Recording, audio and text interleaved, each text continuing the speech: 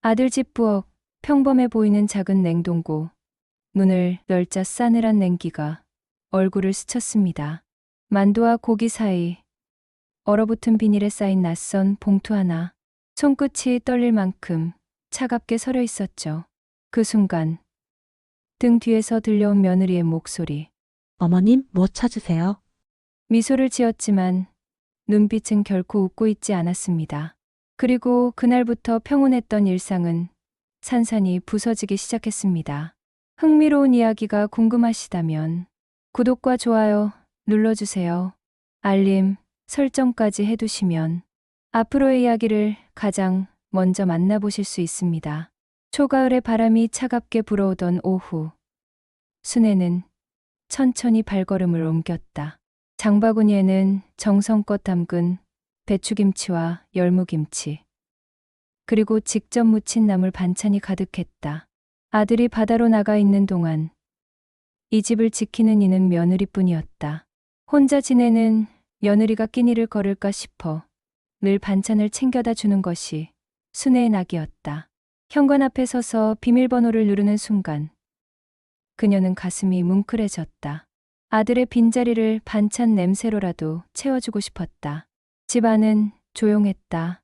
인기척이 거의 느껴지지 않아 잠시 머뭇거리던 순애는 곧장 부엌으로 향했다. 김치를 넣으려고 냉장고를 찾던 그녀의 눈에 낯선 물건이 들어왔다. 부엌 옆 베란다 구석, 작은 냉동고였다.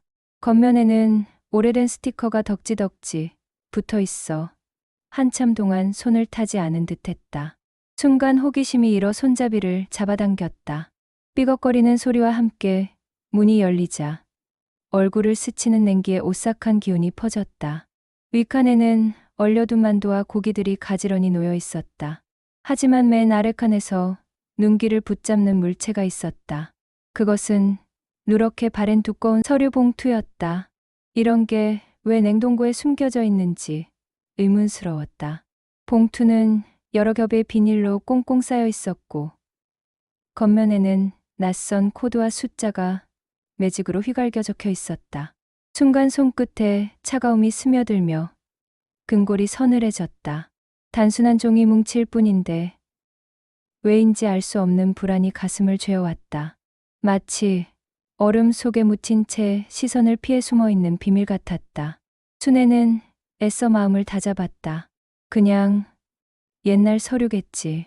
아들이나 며느리가 버리지 않고 넣어둔 걸 거야. 그러나 눈을 떼려 해도 봉투에서 시선이 떨어지지 않았다. 설이 낀 표면과 얼음 조각들이 묘하게 빛을 반사하며 그녀를 붙잡았다. 손끝이 저절로 떨렸다. 뭔가 숨기는 게 있는 것 같았다.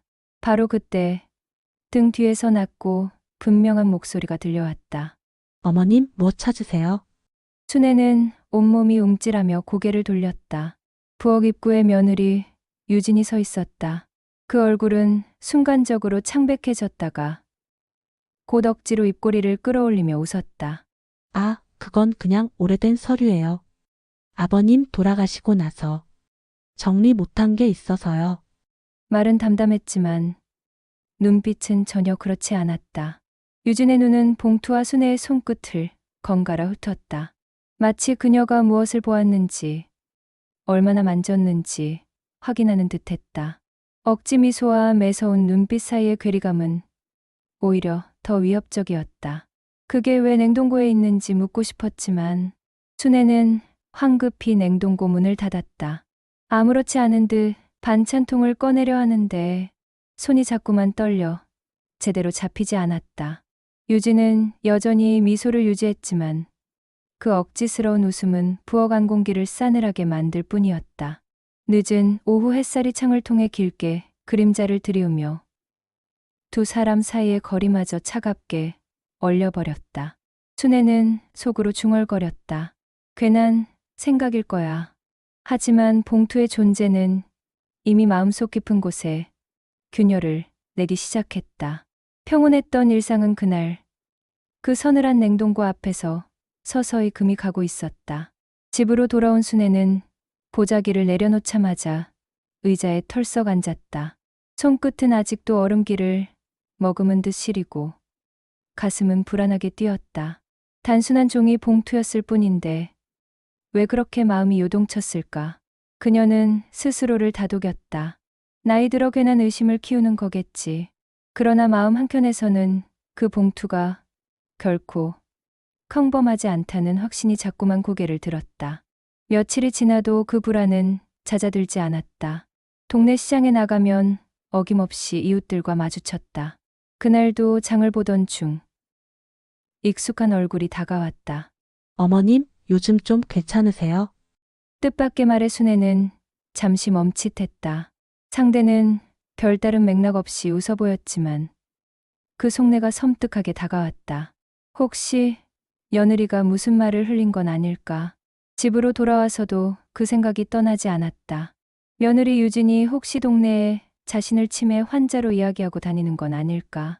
아니면 단순한 오해일까? 그러나 지난번 부엌에서 보았던 눈빛이 떠오르는 순간 의심은 더욱 짙어졌다. 며칠 뒤 다시 아들 집을 찾았을 때 유진은 평소보다 더 친절했다. 문을 열자마자 밝은 미소로 맞이하며 차까지 내왔다. 어머님, 오늘은 따뜻한 대추차 끓였어요. 몸에 좋으실 거예요. 말은 정성스러웠으나 그 미소가 지나치게 과했다. 오히려 눈빛은 어디까지나 계산적이었다. 순애가 반찬통을 부엌에 올려놓자 유진의 시선이 자연스럽게 냉동고 쪽으로 흘렀다. 순간 심장이 덜컥 내려앉았다. 순애는 애써 태어난 척하며 김치통을 정리했다. 그러나 김치찌개 냄새조차 마음을 진정시키지 못했다. 식탁 위에 놓인 빨간 국물이 자꾸만 얼어붙은 봉투와 겹쳐 보였다. 수저를 들고도 국물 한 모금 넘기기가 힘들었다. 목구멍이 막히고 위가 꼬이는 듯했다. 유진은 그런 순애를 놓치지 않았다. 어머님, 어디 불편하세요? 얼굴이 안 좋아 보이세요? 목소리는 걱정스러웠지만 그 눈빛은 전혀 그렇지 않았다. 오히려 무언가를 시험하듯 순애의 반응을 낱낱이 관찰하는 눈빛이었다. 순애는 수저를 내려놓고 말했다. 아니야. 그냥 소화가 안 돼서 그래. 그러나 떨리는 목소리는 감출 수 없었다. 유진은 잠시 미소를 멈추더니 다시 부드럽게 웃으며 대꾸했다. 그럼 차라리 병원에 가보셔야 하지 않을까요? 요즘 같은 때는 혹시 모르잖아요. 그 순간 순애의 가슴은 또다시 철렁 내려앉았다. 병원 이야기, 치매 검사, 혹시 며느리가 나를 그런 사람으로 몰아가려는 건 아닐까? 의심의 불씨는 그렇게 다시 피어올랐다. 집으로 돌아가는 길, 순애는 골목 어귀에 서서 잠시 발걸음을 멈췄다. 유난히 차갑게 스미는 바람이 옷깃을 파고들었다. 그녀는 스스로를 다독였다. 내가 괜한 의심을 하는 걸까? 하지만 마음속 깊은 곳에서는 한 가지 확신이 커지고 있었다. 며느리는 무언가를 숨기고 있다. 그것도 단순한 비밀이 아니라 이 집 전체를 뒤흔들 수 있는 무언가를. 집으로 돌아온 순애는 반찬 보자기를 부엌에 내려놓고 의자에 앉아 한참 동안 손을 주물렀다. 차갑게 얼어있던 서류 봉투의 감각이 아직도 손끝에 남아있는 듯했다. 단순한 종이 뭉치라면 벌써 잊었을 텐데 그 순간 느껴진 묘한 전율이 자꾸만 가슴을 두드렸다. 아니야. 내가 괜히 예민한 거지. 그녀는 몇 번이고 스스로를 다독였지만 불안은 쉽게 가라앉지 않았다. 며칠 후 시장에서 장을 보고 나오던 길에 이웃 아주머니가 다가왔다. 어머님, 요즘 괜찮으세요? 기억력은 좀 어떠세요? 뜻밖의 인사의 순애는 얼어붙은 듯 굳었다. 평소라면 건성으로 웃고 넘겼을 말인데 오늘은 다르게 들렸다. 도대체 왜 기억력 이야기를 하는 걸까? 혹시 유진이 나를 두고 이런저런 말을 흘린 건 아닐까? 치매라는 단어가 머릿속에서 번개처럼 스쳤다. 집으로 돌아와서도 그 말이 귓가에 맴돌았다. 유진이 부엌에서 보였던 눈빛, 그리고 봉투를 발견했을 때의 미묘한 반응이 다시 떠올랐다. 설마 며느리가 일부러 나를 치매 환자로 몰아가려는 건가? 아직은 단정할 수 없었지만 불안의 불씨는 이미 타올라 꺼지지 않았다. 며칠 뒤 다시 반찬을 챙겨 아들 집에 갔다. 이번에도 유진은 밝은 미소로 문을 열었다. 어머님, 오늘은 제가 점심 준비했어요. 따끈한 대추차도 끓였으니 드시고 가세요. 겉보기에는 살가운 말투였지만 순애는 오히려 소름이 돋았다. 그 웃음이 어딘가 과했고 준비된 연기처럼 느껴졌다. 부엌에서 김치통을 정리하자 유진의 시선이 순간 베란다, 냉동고로 스쳤다. 아주 짧은 순간이었지만 순애의 심장은 덜컥 내려앉았다. 자신이 본 것을 며느리도 알고 있는 건 아닐까? 혹은 이미 눈치를 챈 건 아닐까? 식탁에 마주 앉았을 때 유진은 끊임없이 안부를 물으며 미소를 유지했다. 하지만 눈빛은 차갑게 빛나며 단 한순간도 순애를 놓치지 않았다. 뚝배기에 담긴 김치찌개가 끓으며 집안 가득 구수한 냄새가 퍼졌지만 순애의 입맛은 돌지 않았다. 빨갛게 끓는 국물이 자꾸만 얼어붙은 서류 봉투와 겹쳐 보였다. 억지로 국물을 삼키려 했지만 목구멍이 막혔다. 수저를 내려놓자 유진이 곧바로 다가왔다. 어머님, 어디 불편하세요? 요즘 기억도 가끔 잊으시는 것 같아 걱정돼요. 그 말에 순애의 얼굴이 굳어졌다. 기억을 잊는다니. 그것은 단순한 걱정이 아니라 분명한 암시였다. 마치 자신을 병든 사람으로 규정짓는 것처럼 들렸다. 아니야. 그냥 요즘 잠을 잘 못 자서 그래. 나이 들면 다 그렇지 뭐. 순애는 억지로 웃으며 대답했지만 목소리는 떨렸고 식은땀이 이마를 적셨다. 식사를 마친 후 집으로 돌아오는 길. 순애는 골목 어귀에서 발걸음을 멈췄다. 석양이 내려앉으며 좁은 골목의 긴 그림자가 드리워졌다. 그녀는 자신도 모르게 가방끈을 꽉 쥐었다. 등 뒤에서 누군가 지켜보는 듯한 감각이 자꾸만 따라붙었다. 뒤돌아보니 아무도 없었다. 그러나 아파트 창문 위쪽에서 커튼 사이로 누군가 엿보는 듯한 환영이 스쳤다. 그 순간 심장이 두근거리며 숨이 가빠졌다. 혹시 유진일까? 아니면 단순한 착각일까? 그러나 분명한 것은 하나였다. 평온했던 일상에 이미 작은 불씨가 붙었고 그 불씨는 곧 커다란 불길로 번져 삶 전체를 집어삼킬 듯했다. 순애의 가슴은 두려움과 확신 사이에서 쉼없이 흔들리고 있었다. 밤마다 잠자리에 누우면 순애의 눈앞에는 베란다, 냉동고가 어김없이 떠올랐다. 얼음 속에 반쯤 묻혀있던 봉투, 그리고 그 순간 멀찍이 서서 억지 웃음을 지어 보이던 며느리의 얼굴이 생생했다. 눈을 감아도 장면은 더욱 뚜렷해졌고 그럴수록 손끝이 싸늘하게 떨렸다. 그녀는 스스로를 다독였다. 단순한 서류일 뿐이야. 하지만 마음 깊은 곳에서는 결코 평범하지 않다는 확신이 불쑥불쑥 고개를 들었다. 며칠 뒤 다시 반찬을 들고 아들 집을 찾았다. 유진은 현관을 열자마자 반갑다며 환한 미소를 보였다. 그러나 그 웃음은 눈동자에 닿지 않았다. 어머님, 오늘은 제가 점심 준비했어요. 김치찌개에 돼지고기를 듬뿍 넣었으니 꼭 드셔보세요. 순애는 고맙다며 자리에 앉았지만 마음은 이미 불안으로 가득 차 있었다. 유진은 부지런히 움직이며 뚝배기를 가져왔다. 뜨거운 김이 모락모락 피어오르는 빨간 국물이 순애 앞에 놓였다. 평소 같으면 환하게 웃으며 수저를 들었겠지만 오늘은 달랐다. 그녀의 눈에는 그 붉은 색깔이 자꾸만 얼어붙은 봉투와 겹쳐졌다.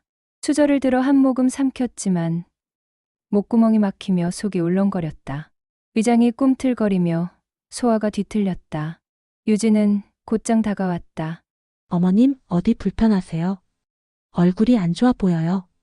걱정스러운 말투였지만 눈빛은 마치 관찰자 같았다.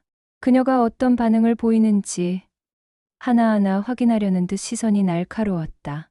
순애는 간신히 숨을 고르며 말했다. 아니야. 그냥 소화가 안 돼서 그래. 그러나 떨리는 목소리와 식은땀에 젖은 얼굴은 이미 그녀의 불안을 드러내고 있었다. 유진은 잠시 미소를 거두더니 다시 부드럽게 웃었다. 그럼 차라리 병원에 가보셔야 하지 않을까요? 요즘은 조기 검진이 중요하대요. 그 말에 순애의 가슴이 철렁 내려앉았다. 치매 검사, 병원, 이상 행동. 최근 동네에서 들었던 소문이 떠올라 귀가 뜨겁게 달아올랐다. 혹시 며느리가 의도적으로 자신을 병든 사람으로 몰아가고 있는 건 아닐까? 식사를 마치고 거실에 앉아 TV를 켰지만 화면 속 소리조차 귀에 들어오지 않았다. 순애는 유진의 시선이 그림자처럼 따라붙는 걸 느꼈다. 옆으로 고개를 돌려도 끝내 마주치는 눈빛. 그 속에 담긴 것은 따뜻함이 아니라 어딘가 차갑고 계산적인 빛이었다. 집으로 돌아오는 길, 순애는 버스 창밖을 멍하니 바라보았다. 늦가을 저녁 해가 기울며 아파트 단지 위로 길게 그림자가 드리워졌다. 하지만 그녀의 머릿속은 온통 며느리의 눈빛과 봉투의 이미지로 가득했다.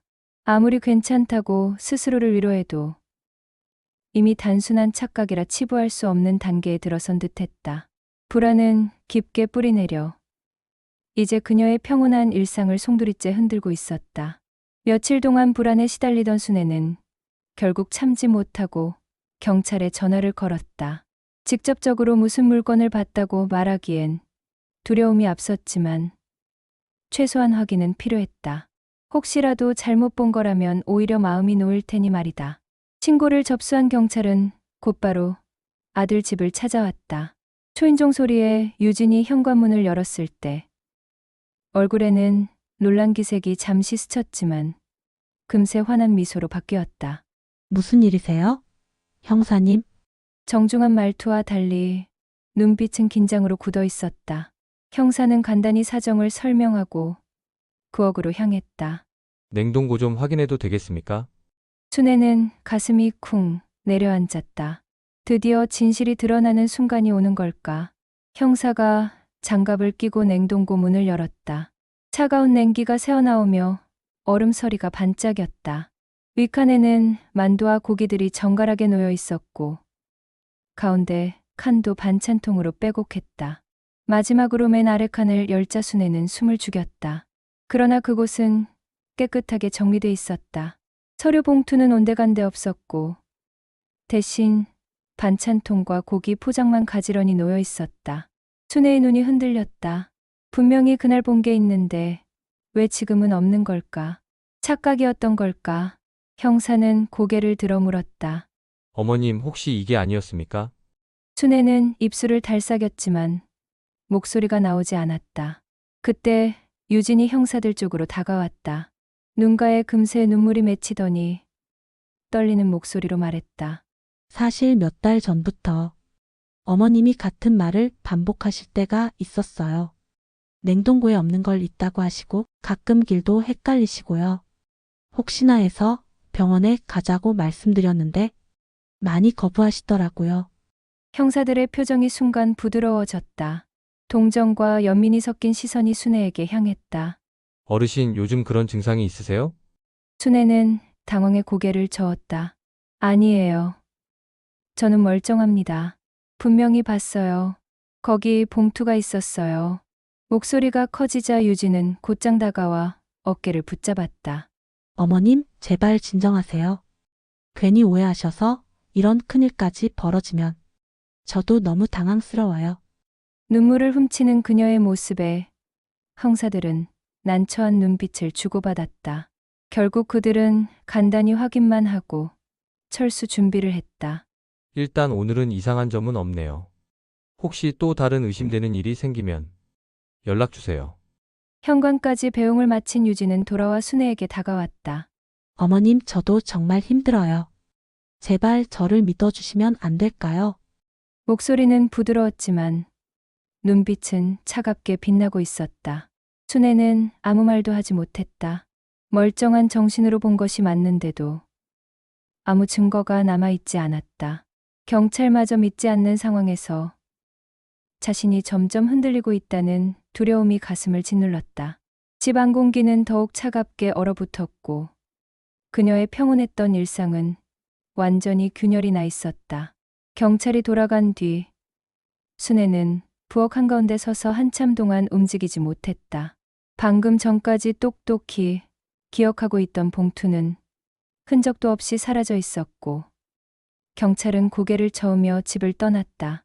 남은 건 며느리의 눈물과 그 뒤에 가려진 차가운 시선뿐이었다. 순애는 가슴을 움켜쥐며 속으로 되뇌었다. 내가 잘못 본 걸까? 정말 없는 걸 본 걸까? 스스로를 다그칠수록 심장은 더 거세게 두드렸다. 밤이 되자 불면의 시간이 찾아왔다. 침대에 누워도 눈꺼풀은 무겁게 감기지 않았다. 며느리의 목소리가 자꾸만 귓가에 울려 퍼졌다. 어머님, 기억을 잊으시는 것 같아 걱정돼요.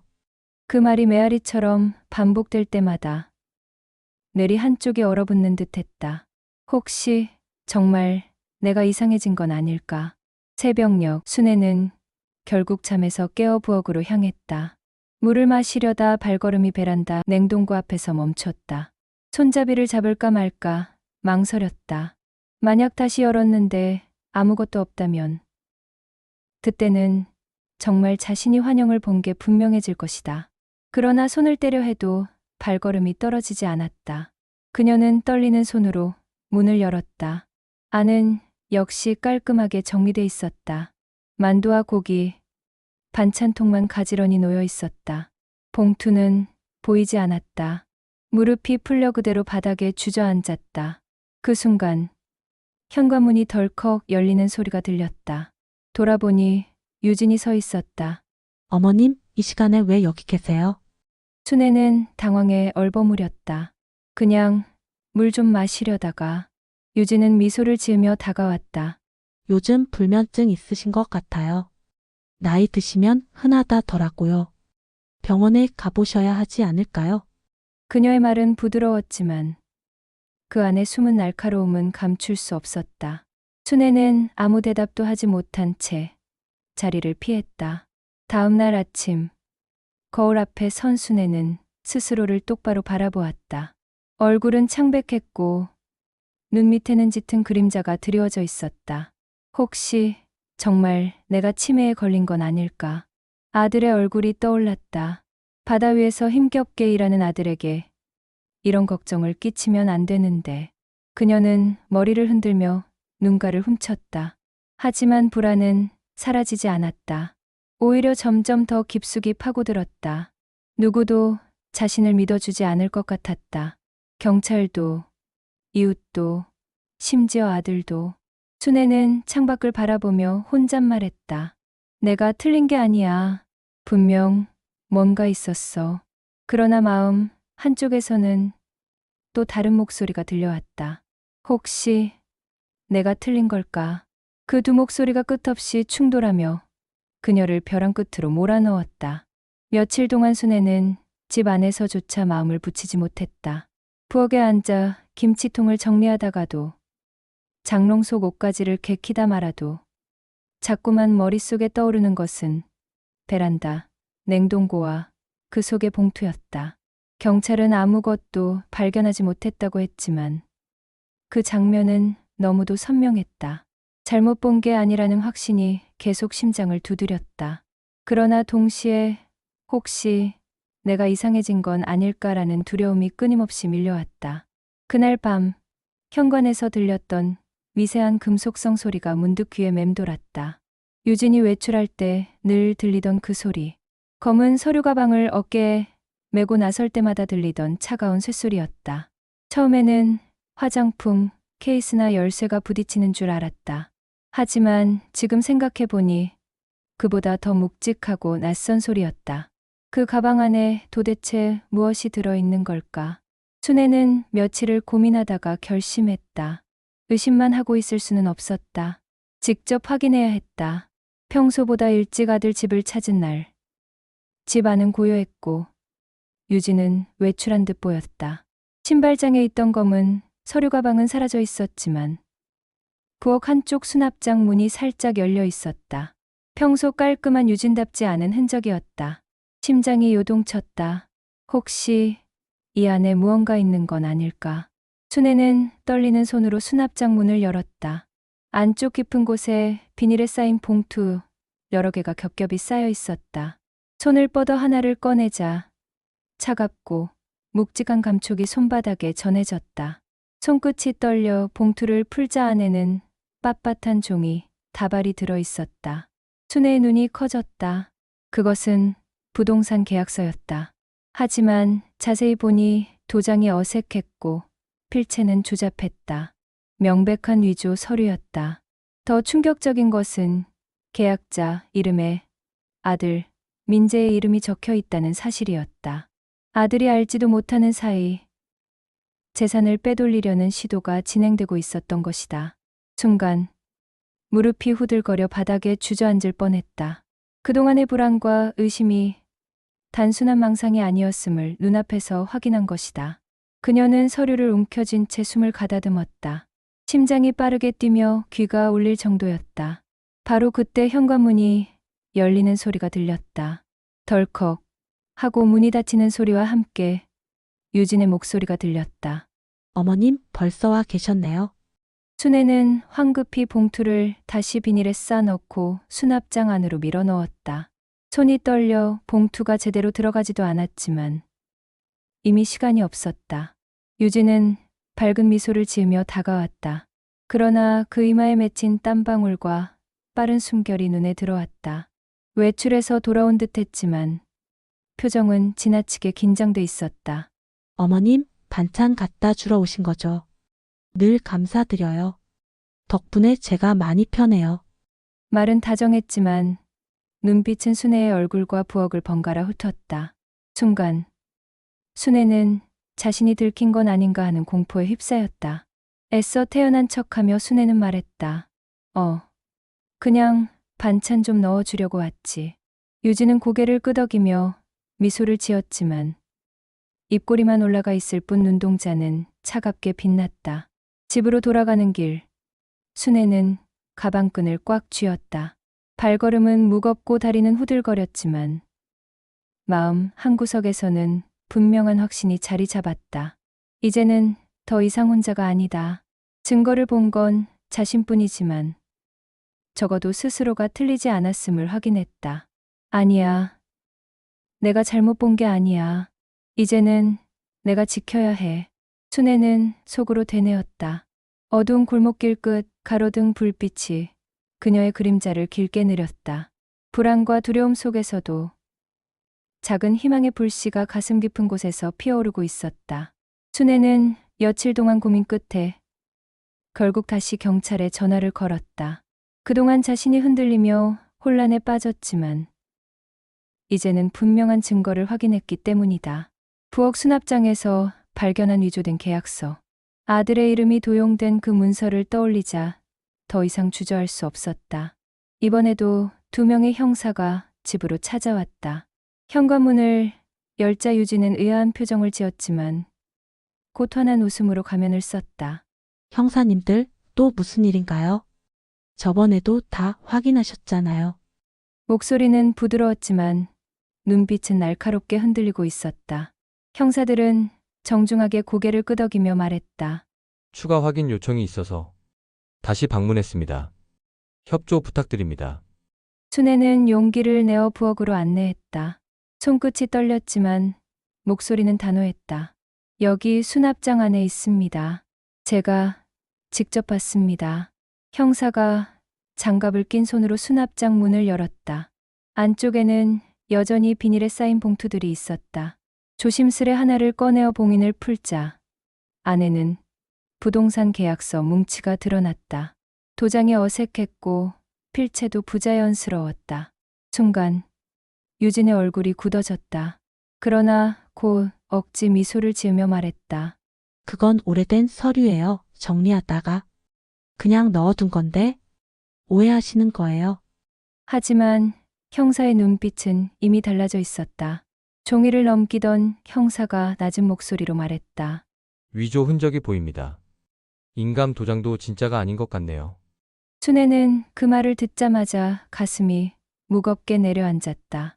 드디어 자신이 틀리지 않았다는 사실이 드러난 것이다. 눈가에 눈물이 맺혔다. 반면 유진은 급히 목소리를 높였다.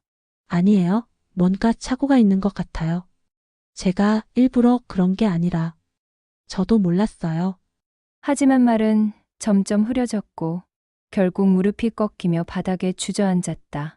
억지 미소로 버티던 얼굴은 완전히 무너졌다. 형사는 조용히 무전을 날렸다.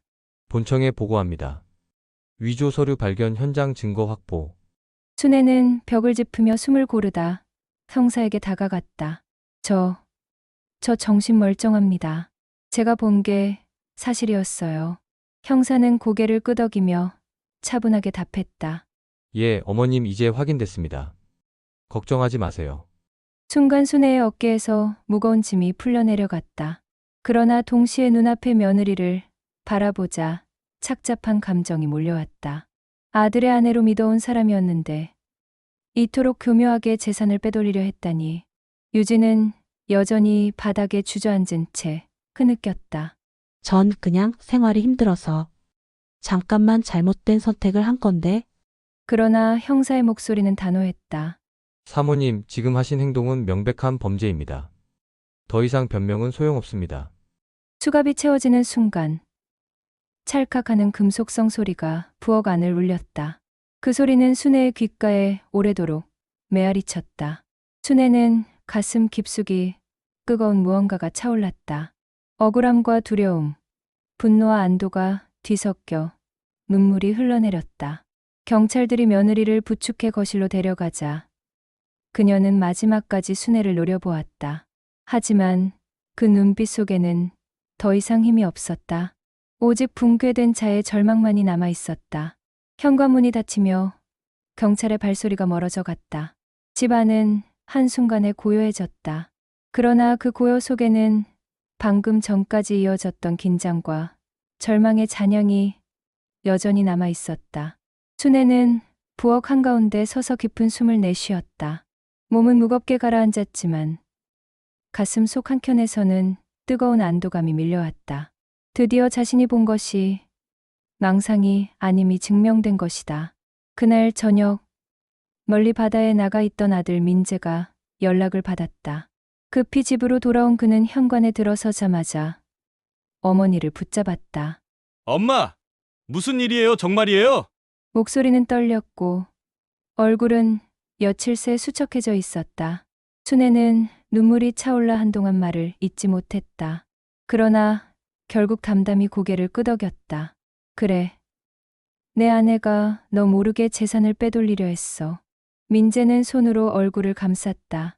충격과 배신이 한꺼번에 몰려드는 듯 어깨가 들썩였다. 그는 잠시 후 고개를 들어 어머니의 손을 꼭 잡았다. 엄마 미안해요. 엄마를 의심했던 건 아니지만 이렇게 큰일이 벌어질 줄은 몰랐어요. 순애는 눈시울이 붉어진 채 아들의 손을 꽉 쥐었다. 괜찮다. 중요한 건 내가 진실을 알게 된 거야.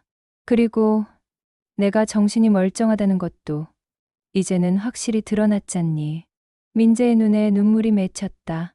그는 어린아이처럼 고개를 떨구며 어머니의 무릎에 이마를 기댔다. 엄마 앞으로는 절대 엄마 혼자 이런 일 겪게 두지 않을게요. 내가 지킬게요. 순애는 떨리는 손으로 아들의 머리를 쓰다듬었다. 오랜 세월 동안 쌓였던 고단함이 그 순간 조금은 녹아내리는 듯했다.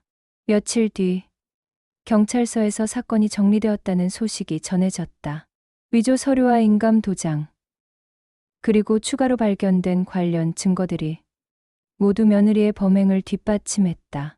그녀는 결국 법의 심판을 피할 수 없었다. 동네 사람들도 차츰 알게 되었다. 그동안 며느리가 떠들고 다녔던 치매 소문은 한순간에 거짓으로 드러났다. 순애를 보며 수군거리던 이웃들의 시선이 이번에는 존중과 연민으로 바뀌었다. 그러나 순애는 그저 담담히 웃으며 말했다. 소문이란 건 결국 사라지는 법이지. 중요한 건 내가 내 자신을 믿었다는 거야. 아들과 함께 새 집을 정리하며 순애는 거실 창문에 비친 햇살을 바라보았다. 따뜻한 빛이 방 한가득 번졌다. 그 빛 속에서 그녀는 마음속으로 다짐했다. 나는 흔들리지 않는다. 아무리 외롭고 힘든 순간이 와도 끝까지 내 정신과 기억을 지킬 것이다. 민재가 부엌에서 차를 끓여와 건넸다. 엄마, 이제는 우리 둘뿐이지만 더 단단해질 거예요. 순애는 잔을 받아들며 고개를 끄덕였다. 그래. 내가 옆에 있으니 난 더는 두렵지 않다. 그날 밤 순애는 오랜만에 깊이 잠들었다. 악몽도 불안도 흔들림도 없이 창밖에는 달빛이 은은히 비추고 있었고 그 빛은 마치 새로운 시작을 알리는 신호처럼 따뜻하게 번졌다.